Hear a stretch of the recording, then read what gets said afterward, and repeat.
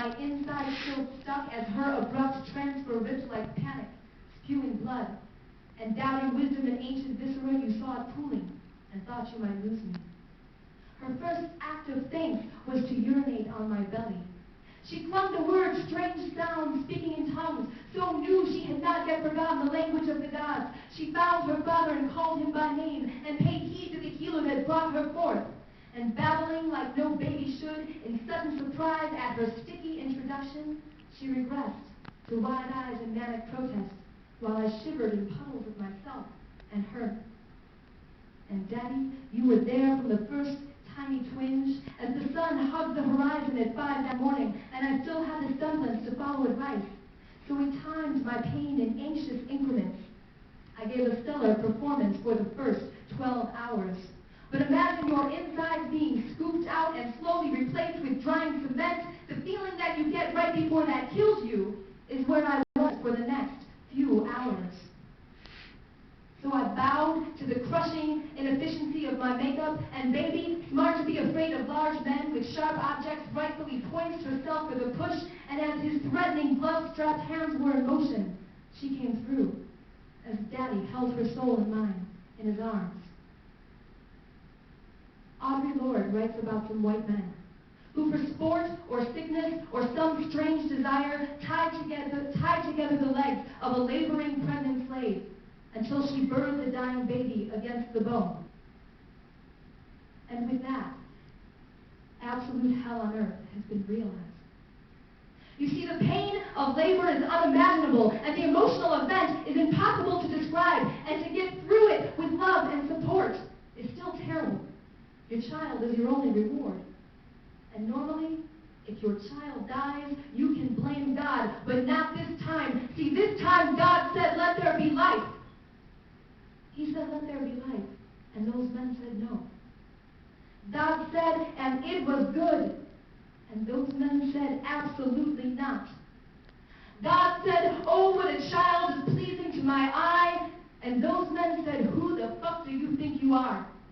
And as that slave woman lay dying in the blood of her child, and as that black child suffered in its mother's blood, those men pulled out the base of this patriarchal nation and crushed everything righteous and good. And God whispered, why? And they said, because we could. And I would thank God for you, my sweet little baby. I would thank God for your soft little self, for the moment she never could have, the chance to hold you in my arms. But I can't hear a thing. And so I have to thank luck and privilege, and I wanted a nobler beginning for you, and I can do nothing to vindicate her, so I push your breathing body out of me, and I can do nothing in solemn remembrance, so I hold your beating body to my breast. And all the reparations that I would gladly give to her baby, to her baby's baby, to generation upon generation of black folk that would have been if my ancestors hadn't pulled theirs from their mother's arms and brought them here to work and die. Because we killed the future. Hate passed down like original sin, and that is the legacy that we were born with. White folks like to say, we didn't eat that apple, but forgot to notice that we're all out of Eden, and America, the future, just continues to die. And with each new denial, we just kill it again. So in my dreams, I am Mamanista.